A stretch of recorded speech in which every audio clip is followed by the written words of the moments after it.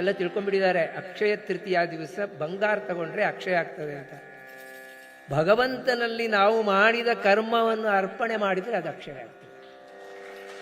ಅಕ್ಷಯ ತೃತೀಯ ದಿವಸ ಒಳ್ಳೆಯ ಕೆಲಸ ಮಾಡಿ ಅದನ್ನು ಭಗವಂತನಿಗೆ ಅರ್ಪಣೆ ಮಾಡಿ. ಅಕ್ಷಯಂ ಕರ್ಮ ಯಸ್ಮಿನ್ ಪರೇ ಸ್ವರ್ಪಿತಂ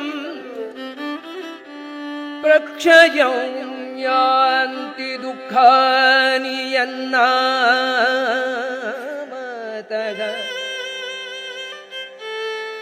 ಅಕ್ಷರೋ ಯೋ ಅಜರಃ ಅಕ್ಷರೋ ಯೋ ಅಜರಃ ಸರ್ವದೈವ ಅಮೃತಃ ಕುಕ್ಷಿಗಂ ಯಸ್ಯ ವಿಶ್ವಂ ಸದಾ ಜಾದಿಕಂ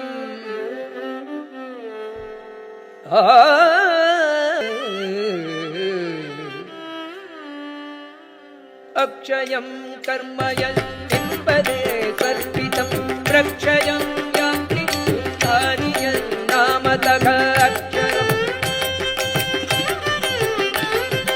ಅಕ್ಷಯಂ ಕರ್ಮ ಯಸ್ಮಿನ್ ಪರೇ ಸ್ವರ್ಪಿತಂ ಪ್ರಕ್ಷಯಂ ಯಾಂತಿ ದುಃಖಾನಿ ಯನ್ನಾಮತಃ ಅಕ್ಷರೋ ಯೋಜರಃ ಸರ್ವದೇವ ಅಮೃತಃ ಕುಕ್ಷಿಗಂ ಯಸ್ಯ ವಿಶ್ವಂ ಸದಾ ಜಾಯತೆ.